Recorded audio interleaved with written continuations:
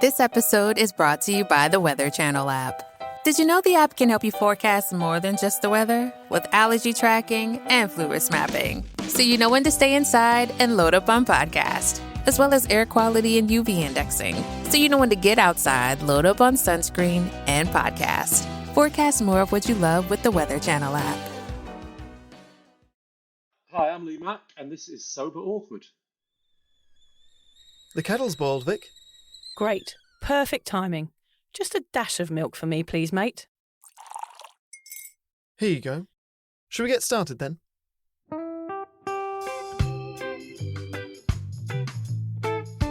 Have you ever woken up on a Sunday morning and said, I'm never drinking again, and then found yourself waving $50 at a barman by happy hour? Are you wondering why everyone else can stop at 1 while you head to a dodgy after-party with a weird bloke called Disco Dave? If so, it might be time to take a deeper look at your relationship with your reliable social crutch, alcohol. On each episode, we'll investigate our own dysfunctional dealings with booze and find out if it's possible to stop this deeply ingrained habit before things get too messy. Yep, we're going to open up a shame shed of humiliating drinking stories to help you understand why waking up from a booze coma each weekend with a kebab sticking out of your top pocket might actually be negatively impacting your health.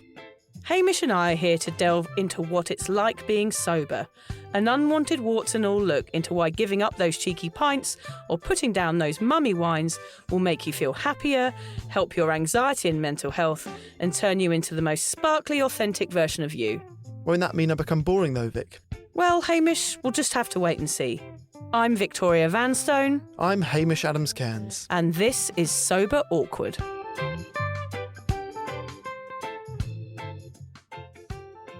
I figured an appropriate place to start this episode, Vic, given the fact we're talking to a celebrity, was with a quick story about how I was made to feel like a celebrity this week. Oh, you would love feeling like a celebrity, Hamish. It's everything you've ever dreamt of. That's it. Ever since I was a little wooden boy. Ever since you were the wooden boy. This has really never happened to me, I would say. But I went out to a coffee at a place called Bobby Lane, down the road from you. Yep. And I ordered my coffee, and the girl that came out to bring it said, I recognised your voice when you first came in. I listened to the podcast. I have done since the start, and I absolutely love it. Yes. I couldn't believe it. How brilliant, Hamish, to be recognised At last. It never happens. I was gutted that you weren't there because I said to her, she was called Kelly. She was wonderful. And I said, have you met Vic? I assumed that you would know her because you're both sober and live near each other. She said, no, I would die if I met Vic.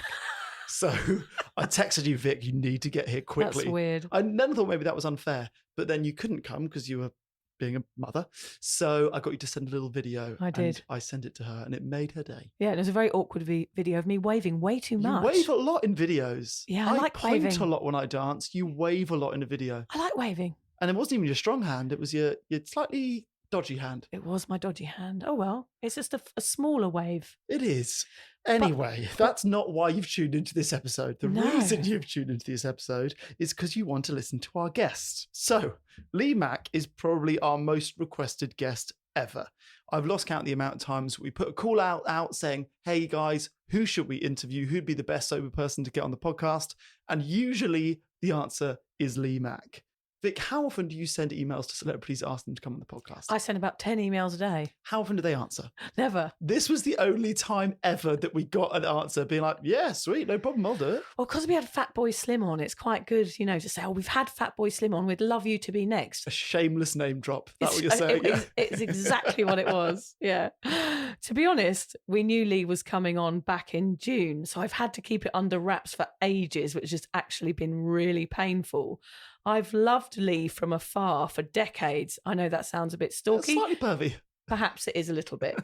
I was a little nervous about this one, Hamish.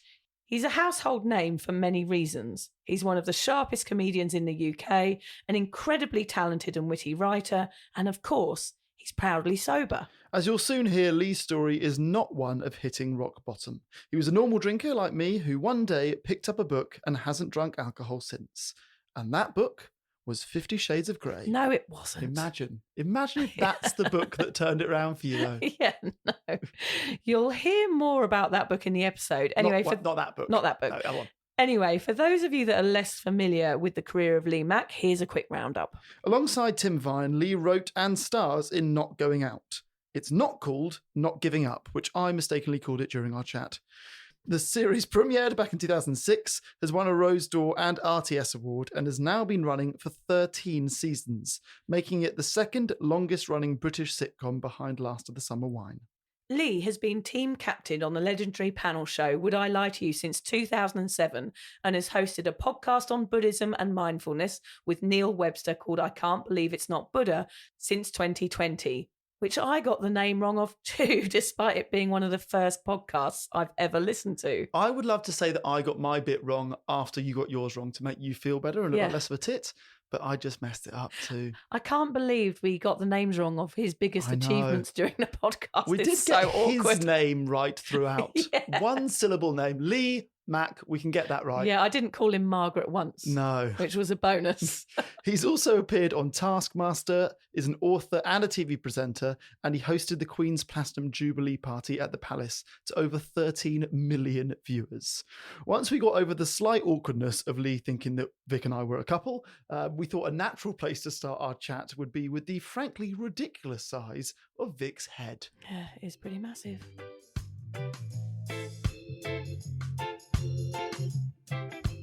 I wanted to be a jockey at one point too, but they didn't have a hat big enough to fit my massive head. That was it. End of your career. End of my career. Because I suffer from this as well. Do you know what hat size you are?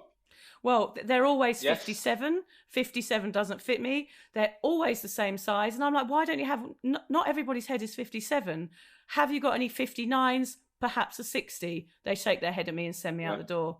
And then I got whipped by the horse that I tried to ride, and I had to watch all my friends go around in the arena, and I had to sit on my own and watch everybody. It was very traumatic. That's a really traumatic story. I feel your pain. 62, in case you're interested, that's me. 62? I'm definitely in the 60s, because whenever I look for hats, they're the same thing. I go to a shop, and I know, as soon as I look, I go, yeah, they're not going to fit. You got anything in the 60s? No. Yeah. Or I can't remember what I am, but I know it's a 60-something or a 60. I'm with you. And when I find a shop that has them, and there is one in London, I'm like supermarket sweep. I just go crazy and fill up. An expensive milliner. That's what we have to go to for people with giant heads. I'm trying to work out, if I look at you now on screen, I'm trying to work out, are you leaning forward or is your head that big? Oh, I see. Right, that's good. Yeah. It does look massive because you're leaning in. That's true. I've got a pea head. I'm just floating behind her, this tiny little head. Hamish just have a really, really small head. It's like a pin. Yeah, you look like the cushion and he looks like the pin. We'll get back to drinking. We'll get back to that. But I know you've always said you weren't ever a problem drinker, right? You sort of gave up just for health reasons rather than reaching that rock bottom. But researching your story and your upbringing and your childhood, a lot of the things that you've mentioned are like similar to ours with regards to it would drive you to drink. Your parents ran pubs. You mentioned that you've had deaths in the family from alcohol. You moved 16 times before you were 18. So you're constantly changing schools, having to make friends. The way that Vic made friends at school was drink. The way I made friends at school was be the class clown. I imagine you maybe did both. How do those early years of yours influence your drinking? The main one, obviously, is the pub. We grew up in pubs from about the age of, I don't know, I was probably about 6 or 7 until about the age of 12. So quite formative years in terms of, I don't remember much before the age of 6. So everything before teen years was alcohol, in terms of we lived in the pub. So, and this was in the 70s and early 80s. And so back in the day, there was a legal requirement to close the pub at, I think it was between the hours of 3 and 5, which sounds quite bizarre now, this idea that we go, it's very important that we close the pub between 2 hours, because I've always been gobsmacked by the whole hypocrisy of alcohol. This idea that what they're saying is it's not perfect. There's something, it's got to be controlled. I mean, that's straight away. You got to go. Well, you got to ask yourself about that straight away, because you don't do that with other things, do you? You don't go. You can have broccoli whenever you want, but you're not between the hours of 3 and 5. We don't want to push it. So the pubs used to close. And what that meant was a lot of the pubs had lock-ins. So my parents, like a lot of pubs in the 70s and 80s, would let the regulars stay. And then you shut the curtains and the shutters or whatever and make sure no one can see in. And then you carry on boozing. Now, I think that, again, I think the rule are if you're giving them drinks, it's not a crime. But if they're paying for drinks, then obviously it becomes illegal. Suffice to say, a lot of pubs just kept open all the time. And, of course, that didn't stop at 11 o'clock when the pubs had to legally close. Carry on till 2 in the morning as well. So it was a real big boozy culture. which I grew up in. And I was in the pub all the time. I was playing pool and darts and getting to know the locals. I didn't drink, obviously I was a child, but I was surrounded by it. In a lot of ways, I saw the positives and the negatives. Although I'm very careful to use those words.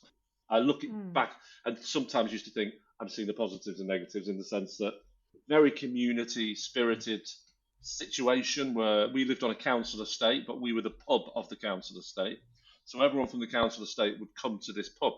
And it was new as well. When we got the pub, it was brand new. So the council estate was like, hey, we've got a pub now. So it was a real focal point for people to come, chat, and have fun, and of course, fight. Let's not forget the fights. Yeah. Like on a regular basis, fighting. So I remember most the fights.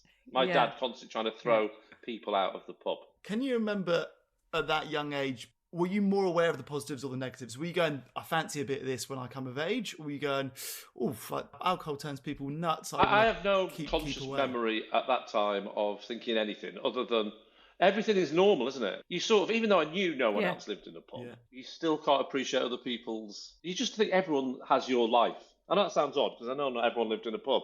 You assume that's normal. You assume everyone out in the world either lives on a council estate or the pub of the council estate because that is your world, you know. And even you know, on a conscious level, that's not true. You probably think that's your only reality. I mean, what I would say is I, for years, would say it's the least likely job I would do. I couldn't think of anything worse than running a pub. Yeah. So it obviously had a negative impact overall. But of course, my parents split up as well. Yeah. Probably, well, you get involved in the alcohol world yourself if you're running a pub. You know, so the alcohol itself had an issue with had an effect on them, but also just if they'd have been completely sober and never drank and ran that pub, I suspect their marriage would have been under threat anyway because it's a very intense life running a pub. You live and breathe it from the minute you wake up to the minute you go to bed. Yeah, so busy. I always said, you know, there's no way I'd ever run a pub, and that's still true now. Obviously now I don't drink even more sober. Do you think your dad sort of hid a drinking problem by owning a pub? So I think often, you know, we didn't own a pub, but my parents drinking as well, it was kind of hidden within the party, and I grew up in this sort of frivolous style of drinking, which I thought was normal. But I was wondering whether people that own pubs, do you think that they create that environment because it's something that maybe. they want to do all the time as well? In the 70s and 80s, the idea that perhaps you should limit how much you're drinking never seemed to be talked about. It would be like saying, you know, I always try to compare everything with smoking. I saw an advert the other day on a documentary where the Flintstones, the cartoon characters from the Flintstones, are smoking cigarettes in an advert. Barney and Freddy sort of going, you know, Marlboro.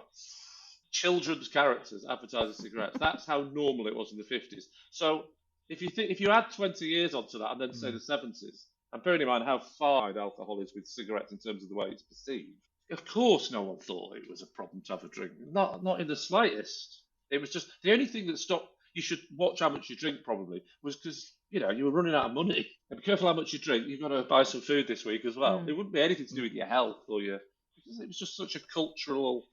Everybody just had to drink. Certainly where I was living in a pub. So he wasn't so much hiding it. I don't think he thought, I want to drink more, but I don't want to be seen to be drinking so much, so I better run a pub. He'd have just drunk anyway. He wouldn't care about stuff like that. I just thought he thought it'd be good fun.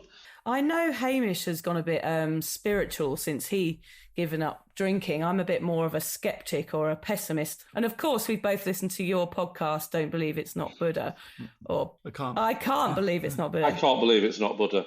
I can't. I'll have to edit that bit out. That's staying in. But you kind of did sobriety the other way round, Lee. Is that right? You sort of started with spirituality, then meditation and Buddhism and veganism, and now you're a veggie, I think, and then finally sobriety.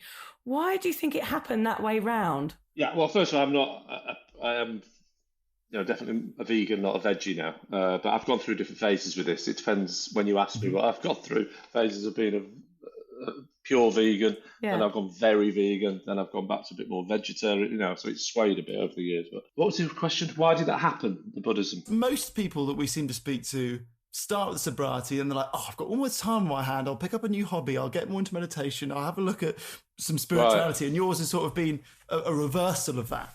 So just interested in sort of your path of getting there. I know that's true because I've tried meditating whilst drunk. I know I've done that, and that doesn't work. But yeah, it wasn't like the drinking. Nothing was overnight. Everything was very gradual. So it all morphs into one thing, really. So I can't remember timelines. All I know is that I went for a walk with my mate Rob Brydon, who I do Would I Lie to You with, and he goes, Jerry Seinfeld, who he loves Jerry Seinfeld. I love him as well, but he really loves Jerry Seinfeld. He goes, he's really into meditating. And I'd heard about meditating, and I thought, whenever you hear like somebody that is in your world doing it, comedy, you go, oh right, okay. I just assume that's for people who shave their head and wear orange robes, And so when I heard Jerry Seinfeld did it, like Rob, we both just had a go at it. We sort of had a go, and that was roughly what it was like for the next, I don't know, 3 or 4 years, just having a go. It wasn't some big spiritual thing. It was more like a lifestyle choice, like doing a bit of exercise. It wasn't a profound, life-changing religious feeling doing the meditating. It was just something I did, and it probably felt that it had beneficial effects, but not. But then we got more. Me and my mate, another mate of mine called Neil, went more deeply into it, like reading about meditating, which leads to Buddhism, and then you start sort of asking yourself why you're meditating, and what's the point of meditating, what was it really about, and that's when the podcast came about. But I should point out that I get people all the time saying to me, so you're a Buddhist, aren't you? And I really can't say that I'm a Buddhist, because I'm sure a Buddhist would look at me and go, you're definitely not a Buddhist. But I'm definitely interested in that world. I've done the podcast about it. I've done lots of reading about it. And I've let's just say if I was aligning myself to a religion, some people say it's not a religion, it's a philosophy or whatever, but it would be Buddhism more than anything else. Is that vague enough for you? Yeah, that's good. So what I wanted to ask was, doing the spirituality, doing the meditation, then Alan Carr's book comes into your life, which was, you've described as sort of the thing that changed it all. Who recommended it, or how did you come across it? I came across the Alan Carr book, and again, for people listening, we're not talking about the comedian Carr. I should always make that very clear with this conversation. It's very confusing for some people. Yeah. Likewise, if the person who's telling you to stop smoking does a tight 1.5 hour set on tour, I wouldn't bother going to see that. Mainly because they're no longer with us. But yeah, so I first came across the Alan Carr thing because my wife used to smoke, and we were going to try for kids, and that seemed like a good time for her to say, right, I don't want to smoke anymore if we were going to have kids. And I thought she's what you would call a fairly committed smoker.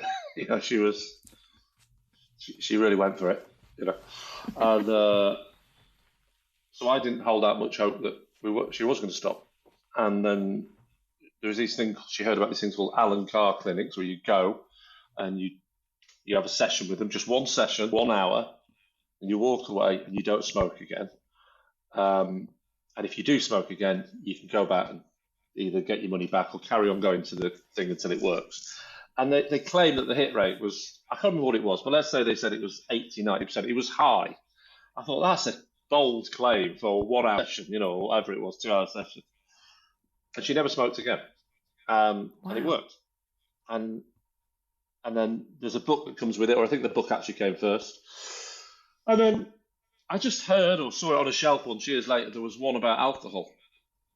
And the interesting thing is, for the smoking one, it's called something like Alan Carr's How to Quit Smoking or Stop Smoking or whatever. The alcohol one is called How to Control Alcohol. And as you're reading the book, you get about halfway through, and there doesn't seem to be anything about cutting down or whatever. It's just about stopping completely. And that's when he adds halfway through the book. He says, well, at this point, you've probably realised it's not about controlling it, it's about stopping. And he basically says, I can't sell a book called Stop Drinking because nobody wants to stop drinking. Everyone wants to stop smoking. Nobody wants to stop drinking. It's the general rule of thumb. So you call a book Stop Drinking, no one's going to buy it. You buy a book called Stop Smoking, everyone will buy it.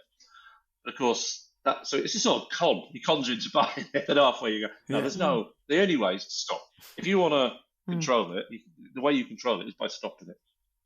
Because his theory is based on the idea that you're never in control in the first place. As soon as you have a drink, you have no control over it. That's the basic theory to this. This is why, and again, I'm quoting from the books. I'm not saying this is necessarily what I think, but I do think it. I'm just trying to, push it on someone else in case anyone disagrees with me. Is that once you have the first drink, that how much you then drink is sort of beyond your control. Because that's not how addiction works. And again, you then get into a problematic area where people go, yeah, but I'm not addicted to it, so that doesn't bother me. Whereas perhaps Alan Carr's book would argue you are addicted to it. This is what I find fascinating, the idea that if you ask people why they drink, they will give you so many reasons. The list is huge. It'll be because I love it, or I really like it is number one, which isn't really answering the question, is it? Why do you do it? Because I really like it. Oh, yeah, but why do you really like it? What do you get from it? And then you'll get all sorts of things. I get to be social, or I suffer from stress. There's a million reasons why people will say that they drink. But the one thing that you will hardly ever hear is because I'm addicted to it. That's an answer that is very. You just ask people and see what they say. In fact, don't ask people because it just causes arguments. Just get on with your life and ignore it. Yeah. It's an uncomfortable conversation, isn't it? Oh, it is. What did your drinking look like the day you picked up that book then? I would say that I'm reluctant to say these words because I think so differently about it since reading the book. But by society's standards, I would be what we classed as a normal drinker, I think. So if I'm guessing that if the average person who drinks saw I was drinking at that time, they go, yeah, that's sort of what I'm like. It's very hard to say, isn't it? Because the obvious question is, well, how much did you drink? Well, I can't answer that because what day are we talking about? What week? What month? So especially in my job where there's no consistency, I'm not working 9 to 5. So there'll be one period perhaps where I'm on tour for 3 months. Then there'll be another period where I'm not working at all for 3 months. Then there'll be another period where I'm doing a completely different job. So every situation is different for me to say what was an average. Mm-hmm. But opening a bottle of wine in front of Netflix and realising that I've opened a second one, wasn't unusual. But it's also true that I'm not sitting drinking on my own. I'm drinking with my wife. So just very hard to quantify. And it doesn't really matter, to be honest with you. I don't. For me, it was more about my attitude to whether I was drinking one glass or a million glasses. Were you always looking forward to that sort of end of the day relaxing wine? Because I know it's so interesting that we look forward to that one drink, and it's obviously that one drink that causes the damage. And I was very much like you, and I think even Hamish, who we call the normal drinker, was very much like that. We kind of had this reward at the end of the day. But of course, that was never the reality of it. There was never just one glass of wine. It was the bottle and then the second bottle. Do you think your drinking escalated as you got older? Do you think you became more immune to that one glass and wanted more? It's very hard to say, isn't it? I don't think it did escalate because I'm sure I remember in my early 30s thinking, I think I just opened a third bottle of wine. And I never remember that later. I think it was more at its peak, perhaps in my early 30s, because I was younger and more able to do that. And also during that period, I was on the circuit, which meant I was working predominantly sort of Thursday night to Sunday, sort of that long weekend feeling. And then you can't drink as much because you're driving home or you're getting back at midnight after having done 3 or 4 gigs. So it meant that I had Monday, Tuesday, Wednesday and Thursday, sometimes Thursday as well. I had 4 days of literally nothing. And so it didn't matter if I stayed up till 3 in the morning. So I was happy to open that first glass because knowing that it might lead till 3 in the morning drinking. But again, I'm not saying that was all the time. Because I would always assume it'd be a drink before going on stage, go on stage, and then 1 or 2 after the show to sort of calm back down. But I guess if you're driving yourself, was the nights when you were performing the nights where you definitely were never drinking then? Was it the opposite? It's just hard to do that because first of all, I have been on stage drunk once and I'll never do that again. It's funny, you're mentioning Al Murray there. I went out with Al and the Mighty Boosh in, I think it was the late 90s at the Edinburgh Festival. And we had an afternoon drinking session. And I was having a particularly bad Edinburgh. I used to share flats with Julian and Noel from the Mighty Boosh. And they were always having a great time. The Edinburgh Festival loved the Boosh, whereas they didn't love me. Eventually we won them round after a couple of years, but on the first couple of visits to Edinburgh, I was living with the successful people, and I was the one that wasn't doing great. And I just had enough. So one day they said, we're going out for a drink. I said, I'll join you. I'm fed up with this bloody festival. Got absolutely blottoed. And then Julian, Noel and Al came to watch me do a show, my show. And it was just, I mean, it was humiliating. It was so, it wasn't a particularly great show that year anyway, but add on to that I'm now drunk, it was like disaster. How was that hangover? Yeah, pretty rotten. I'd sort of given up that festival anyway, but yeah, it was pretty rough. And also I noticed when I started doing it, how much free booze is knocking about. The amount of times you go to a gig and they say, there's often vouchers and stuff, you get 3 vouchers for the bar, or you get drinks in the dressing room. Suddenly everything became free as part of the job, and so and it's the same in telly. You go to a green room after a show, there's free booze everywhere, and it's.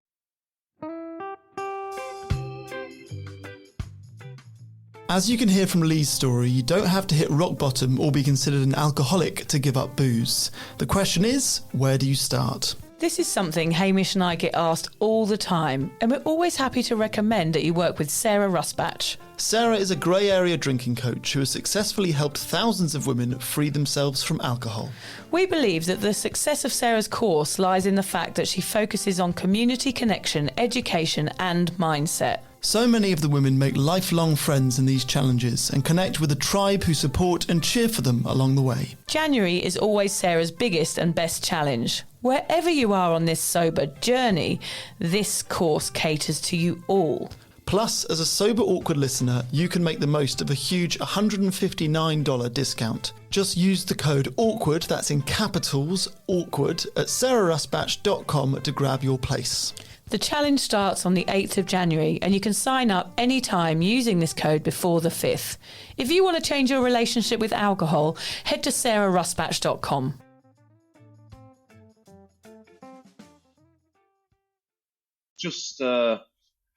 I'm always fascinated. I always try and associate everything with booze, with fags, Imagine if they said, enjoy the show. What would you like for dinner? And just so you know, in the cupboard over there's as many cigarettes as you want to smoke. You go, that's a bit weird, isn't it? What's that about? Yeah.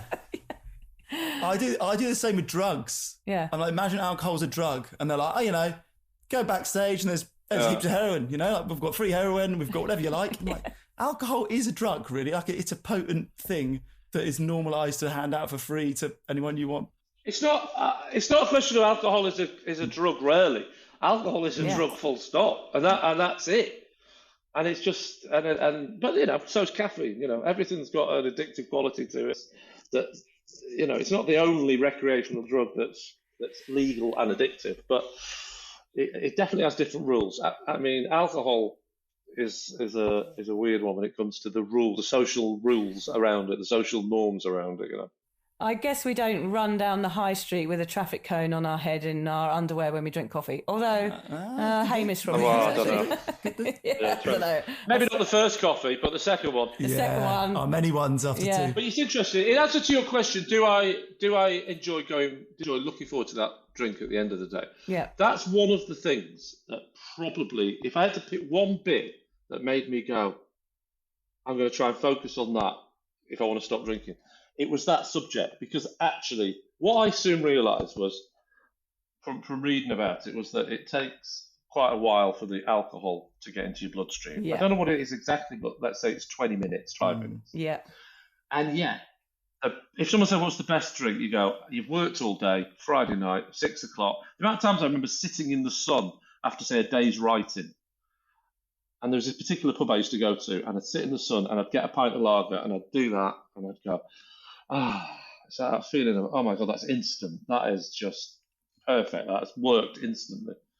But it doesn't actually make sense because it takes 20 minutes for it to get to your bloodstream. So that can't be what... It's purely psychological. Absolutely. Yeah. It can't be the drug because it can't get into your bloodstream that quick. So then you start analysing it, don't you? And then you think, well, if that's not what's causing it, what is causing it? And then there's a lot of people that believe that it's other things. Like, for example, it's the first time you've sat down all day. It's the first time you've had an ice cold drink all day. It's the first time you've been with your mates all day. There's so many other things that are happening in that moment. But because the way addiction works is that you assume that it's because of the drug alcohol, that you then go, it must be that's doing it. Because that's the power of drugs, in the same way as that people go, I smoke to be social. People used to say that's a perfectly valid argument. People believe them. Why do you smoke? Because it makes me social, more sociable. Now, we look back now, because we've changed our attitude towards cigarette, I would just go, That is fucking nonsense, isn't it? It's mental, isn't it, to go, sorry, I'm allowed to swear on your podcast. Yeah. That is absolute nonsense. Because people now accept it. People go, why did you smoke? I smoked because I was addicted to it. I'd rather stop. That's pretty much what everyone says now that smokes, don't they? But we still haven't got there with booze. We still go, oh no, there's other reasons I do it. It immediately makes me relax, you know. I think we forget sometimes that, you know, I always thought that going out was about drinking, and something I've had to learn in sobriety is to enjoy the simple things, which is the environment that I'm in and the friends that I'm with, and the nice simple things that are surrounding me are actually what makes me happy. And I feel like, God, I wasted 25 years downing pints to make me happy. Whereas in fact, now I realise that wasn't what was making me happy. It was the people I was with and the music that was on and all the things that I can still get satisfaction from now. Yeah, I mean, I think the two things that I think I've just explained, I said, all right, well, I'll do a deal with myself, which is when I go to the pub, if it is because it's the first time I had a nice cold drink or with my mates or whatever, if that is the real reason, simple solution, isn't there? I'll try it. What I'll do is I'll go, and the deal I'll have with myself is that the first drink is a pint of ice cold blackcurrant and soda or whatever, and then after that I'll do what I want. That was my deal with myself. So I did, and what I found quite fascinating was that once you still get that moment of going, because you're with your mates and you've relaxed and you've got an ice cold drink, and once that drink, I'm not saying I didn't drink, but I'll tell you what, the different attitude I had towards that first pint I then had did massively change, because then you go, it didn't quite have the same effect. It didn't quite have that moment of, now everything's all right feeling, because I'd already had that from a pint of blackcurrant juice. So it's like, that's all I would say is if anyone's thinking of packing it in for a while or trying it, just start by doing that. Just go out and have a pint of anything other than booze to start the night, and then I'll drink as much as I want after that. And just see the difference in that first drink. Lee, you said this exact description of that first drink and it taking 15 minutes on a podcast that I heard a year or two before I gave up. And I've never forgotten it. I was always like, that story and the way that you've just described it always rung true with me. And I was a normal drinker like you. And I've got no doubt that the way that you describe it will land with other people who are on the fence, whether or not to give up or not, because it's so true. You can't argue with it. Everyone knows that feeling. Everyone knows that, end of a Friday feeling. But also, it's also a very easy thing. I mean, especially in the modern age of really good non-alcoholic beers. You know, I was having to do a pint of blackcurrant because there wasn't anything else. There really wasn't much. It's literally in the last 3 or 4 years, it feels like that some really good products have come out that are way beyond anything that's been in the past in terms of quality. I had my first pint of draft lager in a pub the other day, of non-alcoholic lager, which I drink Lucky Saint, which I think a lot of people drink. And Lucky Saint, actually, it's an interesting one because it isn't actually zero alcohol. It is negligible. So, you know, there's another debate. But I know that, I know why I'm drinking it, if that makes sense. I don't. If they said tomorrow it's zero alcohol, which I've drunk a lot of. I think it's the same as a banana, isn't it? It's the same That's as what we're told. It's the same as 0.05 is the same as a banana. Right. Well, that's good. I might try. I might try that if I ever get done for drinking and driving. I might just say, no, I've eaten 47 bananas. That's all I've done wrong. Lee, to touch on the stand-up for a second, it's always struck me that, you know, stand-up is unusual in that you are performing often to a room full of drunk people. But the writing process is very much, you know, often solo, at home, very much sober. How did you find going sober affected the sort of performance aspect of your career? Now, how different was it performing with alcohol was no part of your career? The performance side is absolutely fine because I was one of these people that just learned very early on. If I've had a drink before I go on stage, I'm just not as good. Now, some people might not be the case with some people. Some people might think they're absolutely brilliant, or they might. I don't know. I don't know what the relationship is with on stage. But I learned very early on, I'm just not as good if I've had a drink because everything's just a bit more numbed, isn't it? So you're not as sharp. You're not responding to hecklers as quickly.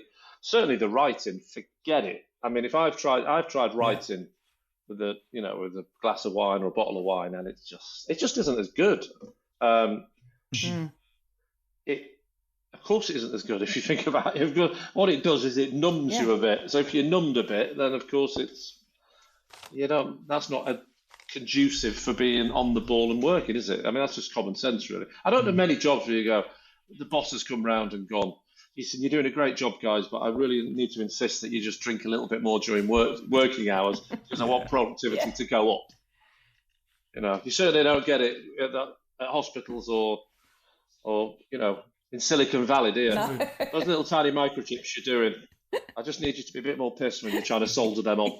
They probably don't solder them on. I don't know. Not my... They're probably all wasted in Silicon Valley. Yeah, probably. Did you find that that clarity of mind of never being hungover, of never having alcohol in your system, that your productivity increased, or that your writing style changed, that that you effectively got better at the writing aspect of your job? Yeah, possibly. I mean, the number one question you get asked is, when you stop drinking, do you feel better? That's a question you always get. And I always say this thing, which is, it's off as a joke, but there's a bit of truth in it. I always go, nah, not really. And the reason I say that is because I do actually feel a bit better, I think, but I'm trying to make the point that we put so much onto alcohol, positive and negative, that we think it's everything. So I always use the example of hangovers. So when you're drinking, you get a hangover the next day. Now, obviously, people assume that you don't have hangovers anymore because you don't drink. But we put so much onto the booze that we go, oh, I had the best time ever last night because I was drunk. Brilliant, best night ever, blah, blah, blah, because I was pissed, right? You wake up the next day, oh, I feel terrible. Why? Oh, because I was pissed. It's always about the alcohol, whether it's brilliant or negative. But actually, I found that if I come back at 2 a.m, having not drunk, which is what I don't do anymore, I still feel a bit almost like I've got a hangover. I'm not saying it's exactly the same, but I still feel a bit rough because I've had a late night. And then you realise that actually some of these feelings you get the next morning are just because you've had a late night. But we're so obsessed to putting everything on the booze, both positive and negative, that we think it dominates everything. Because that's what addictive drugs do. They make you control every bit of your behaviour. They make you believe that it's responsible for everything. So by realising it's not just the booze that gives you a hangover, it's the late nights, it helps your brain work out that it's not just because of the booze that you had a good time in the first place. It's almost irrelevant, is the only way I'd feel about booze, about not drinking. It's literally, for me, like, I can only describe it as if every morning I just tap myself on the head with a hammer for 25 years, just gently, not like to the point I'm knocking myself out, just banging it a little bit and go, oh, that's an uncomfortable feeling. And after 25 years of stop, people go, do you feel better? I go, well, it's sort of irrelevant. I realised the stupidity of it. It was a bit annoying, but I just feel like I do everything the same, and I'm not tapping myself on the head with a hammer. And that is your trailer. Yeah. There it is. There it is. Alcohol, tapping yourself on the head with a hammer. It's funny how, like, what you're saying is like how no one questions that. That I began questioning my alcohol intake. You obviously did, and I think a lot of people in the world that hammer is tapping them on the head for a very, very long time. And it's such a shame that people just don't go, "Why am I doing this?" Yeah. I guess that's what this podcast is about. Is to say, like, maybe question you tapping yourself on the hammer for 25 years. Well, I think I didn't. I've used that analogy before, and I don't think I've explained it very well then. What I actually mean is, if the way I think the human brain works, if you went out on a night out, and during that night out, you started tapping yourself on the back of that hand or on the head, just gently like that, with a hammer, every time you were in a positive social situation, I honestly believe that the mind works in a way that you go, why did you have such a good time last night? You go, well, because I was hitting myself on the back of the hand with this hammer all the time. Because every time I hit myself on the back of the hand with a hammer, I'm having a brilliant time. Yeah. And you go, association. Have you ever considered you're having a brilliant time? You just happen to be hitting yourself on the back of the hand with a hammer. And that's sort of what I mean. I got mixed up with your own analogy there. It's not just a question of hitting yourself on the head of the hammer. It's hitting yourself on the head of the hammer whilst you're in a brilliant environment. And then one day you go, so now that you're not hitting yourself on the back of the hand with a hammer, what do you do? Because that's what you get asked a lot. What do you do? I go, I do everything I used to, but I just don't hit myself with the hammer, So I would honestly, heartily recommend that. Going back to what we said before about the having that first drink. If you're not out in a pub, that thing of, let's face it, I'd say most people are questioning whether they're drinking too much is probably fitting into the category of what we call wine o'clock, aren't we? The people who go, right, it's 6 o'clock, I'm going to, or 5 o'clock or whatever their version is, I'm going to open a bottle of wine now. It's allowed because it's the evening. I am not a problem drinker now, am I? Because I'm opening it at the correct time. And instead of doing it, that moment you think, I'm just going to get the wine out, get yourself a Lucky Cell, whatever. I don't work for them. Get yourself a non-alcoholic beer. Don't get a non-alcoholic wine. They're terrible. They are terrible. Get yourself a non-alcoholic beer, pour it out, sit down exactly as you would with a wine, whatever you do during your wine drinking first drink. Do that, and then the deal is you can go back to the fridge whenever you want. Yeah, that's good. And just see the difference with that first drink. Yeah. It does. It changes everything. How long have you been sober now, Lee? 2 days. About an hour. Imagine if I said all that, all my wisdom. Yeah. I like to do that with the veganism, because veganism really, I mean, more than any, what I notice about booze and veganism is if you tell people, they feel like you're having a go at them. They really do. It's like, yeah. I just did a TV show, Bob Mortimer and Paul Whitehouse fishing show, and I was the guest.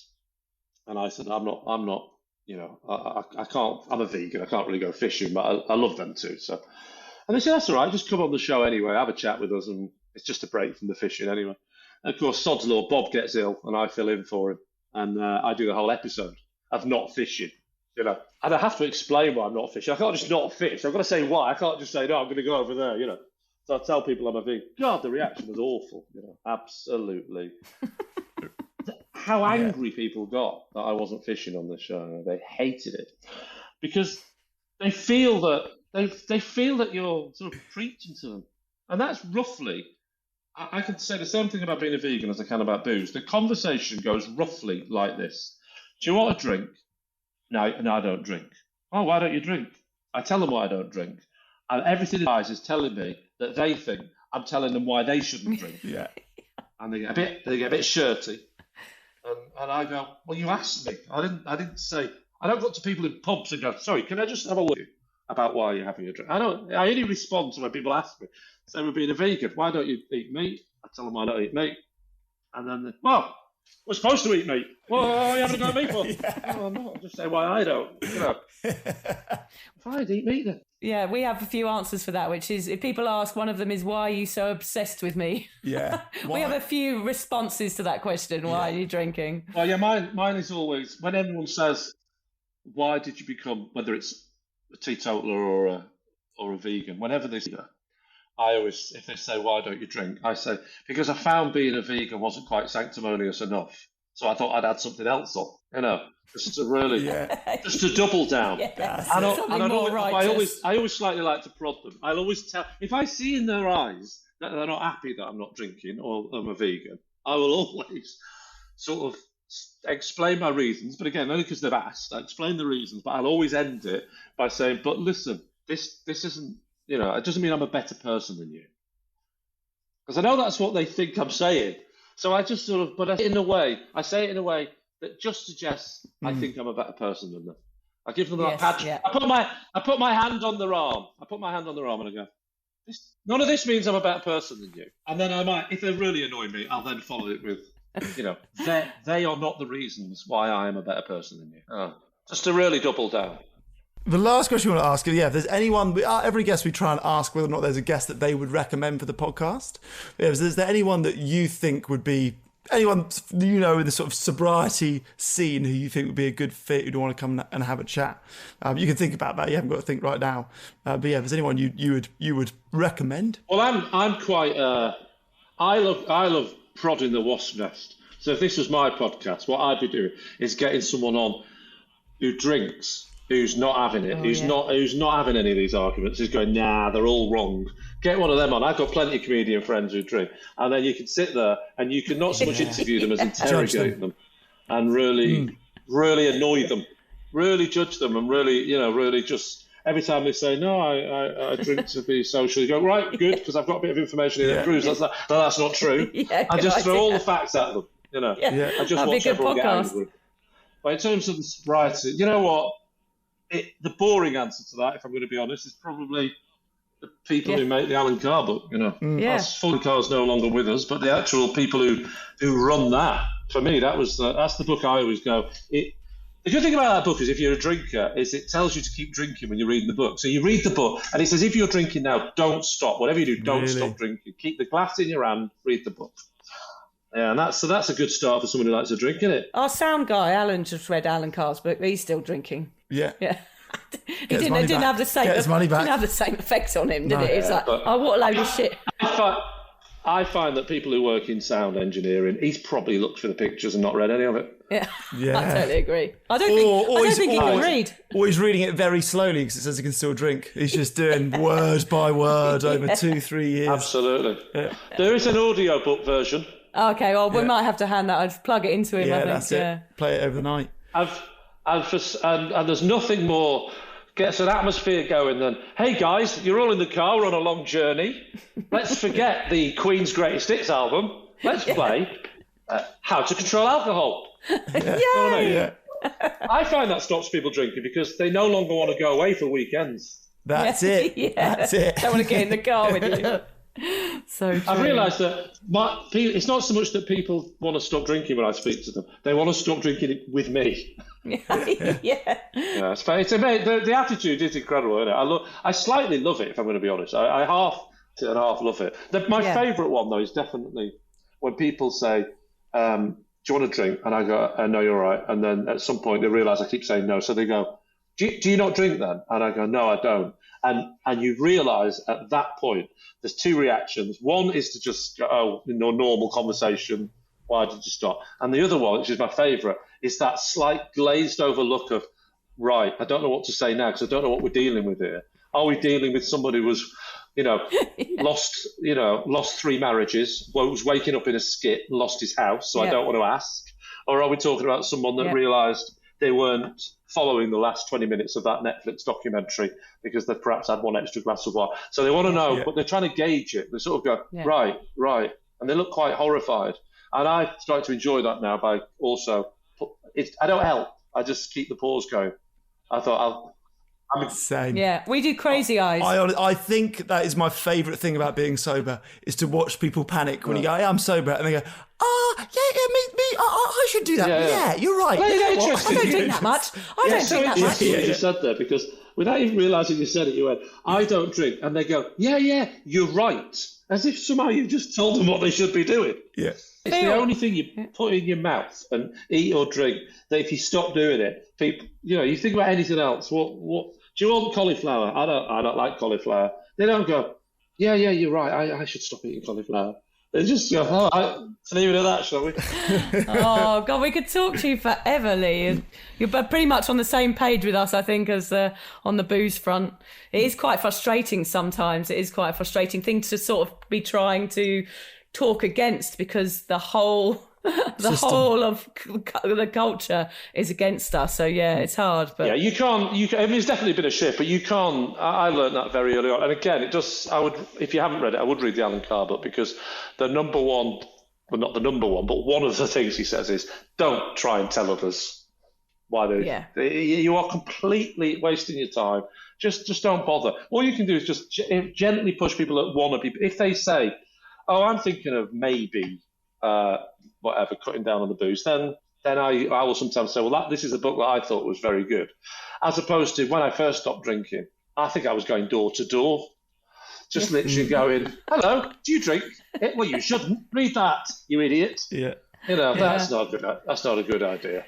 We have to do it in a subtle way. Our podcast is a bit of a comedy podcast, so we try and it's kind of our little secret weapon is to try and get this message through with a few knob jokes, basically, isn't it? Yeah, that's kind of it is immature, probably, but make them laugh, but remind them. Make them laugh, but sort of make them feel bad at the same time.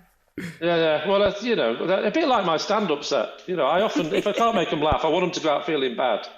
So if I fail in my jokes, that it's worked because they've gone away feeling awful. You know what I mean? Yeah. At least they feel something, whether it's hatred or happiness. Another one to say is just a little tip. If anyone says to you at a party, I don't drink, and you must have had this phrase. So what do you do? That's a common phrase, isn't it? So what do you do? Yeah. I've started saying juggling, but really straight. I don't try and make a joke of it. I go juggling. I go, I just find that I juggle now. So on a Friday night when I finish work, I do a bit of juggling. And when I'm with my friends in a social situation, keeps my hands busy. It's entertaining, and I just really feel that it's a way to chill out, And that's good. And then they go, why aren't you juggling tonight? I go, I'm having a night off. I'm going for it tonight. I'm drinking. If I'm sad, if I'm grieving, or if I'm stressed, I just juggle. Juggle at a funeral helps me get through it. It's my ADHD. I just juggle. I can't help it. 43% of us. It'd be good if people. I'm convinced that the human mind can get addicted to anything. So if you give, I reckon you could get addicted to juggling, because it would be great to just see a widow at a funeral having a little juggle outside, going, I just need it to get through the next few hours. It'd be a good sketch. Everybody at the wake. Yeah. Someone's got some shocking news. Right, sit down. I've got something shocking. Go and get a juggling balls. Yeah. Have a little go on these, love. I've got some terrible news for you. Yeah. But I'm not going to tell you until you start throwing them up in the air. And then if she's new to it, she can only do 2. She can't do 3. You see, you have to not tell her yet. Go, look, I can't tell you what the new. I thought you could do 3. Go on, learn to do 3. Just say a word every time the ball's in the air. Just give one word. Nah, pick him back up. Come on. Go and learn to do 3, and then I'll tell you what's happened to your husband. You what? Nothing. Yeah. And then you just leave. Anyway, on that bombshell, I'm now going to go now because the pubs have just opened. So, I'm going to go now because I'm going to have a glass of water. So thank you very much for having me. Good luck in your mission. Thank you, Lee. Thank you for being so generous with your time. We really, really appreciate it. Not at all. I look forward to the check. See you later. See you, Lee. Bye. Bye, Lee. Bye.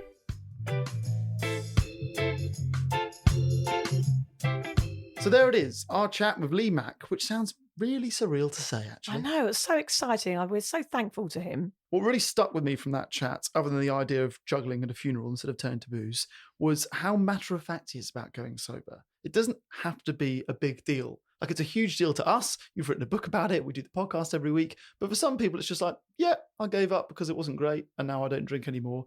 It's not like a huge fanfare to the sobriety, which I thought was quite interesting, quite enlightening. I loved his rationalizing of us giving alcohol too much credit, both for the good and the bad stuff in our life. I just think the way that he talks about it all, alongside obviously him being a really funny, witty guy, will really help anyone listening to the podcast who's considering giving up or having a really hard time staying sober. Yeah, and I loved it that he mentioned that fact about, that feeling of, when you want that first beer or that first glass of wine, and how it's all psychological. We talk about that a lot on the podcast, and about how the alcohol doesn't hit your system for 20 minutes and how you can still get that feeling from, he had a glass of Ribena, wasn't it, and fizzy water or blackcurrant. I think it was a cherry, something. Yeah, something. It was blackcurrant or cherry or something that still gave him that feeling, and that test that he gave people. I thought that was a brilliant bit of advice. Yeah, it's a good challenge for anyone. It's a really good challenge if you're thinking about it. Yeah, just try it. Just try and see if you can get that same reaction from a pint of blackcurrant and fizzy water or something. We really are so grateful to Lee for coming on our little podcast. Anyone that can approach this subject with lightness and humour is always going to be a perfect fit for us.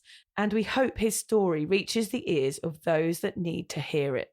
Normally, we would try and promote a book or a tour or something that Lee might have coming up in the next 12 months. But if you live in the UK, he's probably already everywhere on your TV screens and on your podcasts every day, anywhere. He's pretty massive. He doesn't need us to be like, go buy us tickets at leemack.com. Yeah. He's a busy guy. So we're thrilled that he took the time to sit down with us two knobheads for an hour or however long it was. It was surreal, wasn't it? It was surreal. It was very, very exciting.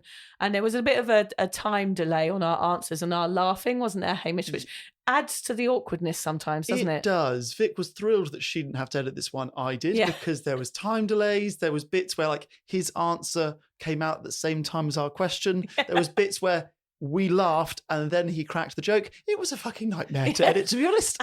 It was a real labour of love. But also at the beginning, there's always that moment where you can't hear anyone. Yes. And he's like, I can't hear you now. My voice is reverberating back. So it never starts on the good foot. It's always like, oh my God, I can't hear you. I can't hear you. This is all falling apart. And it always starts really stressful. Yes. And when it's a big star like Lee Mack, you feel responsible for it all going horribly wrong. We should almost expect that now. It happens every time we talk to anyone not in Australia. Yeah. The first 10 minutes are just a complete shit fight. He was very gracious towards us. Thank you, Lee. Thank you so much. And thank you all for listening.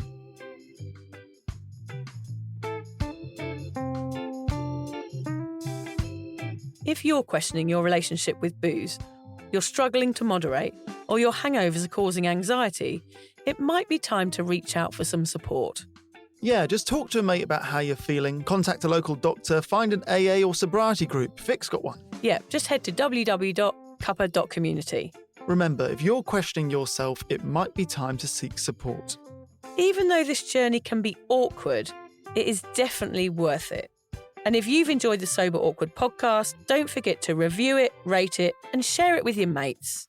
They have to share it with their mates? Yeah, of course they do. I'm not doing this for nothing, Hamish. Bloody hell. How do they share it? I don't know, just write it on the...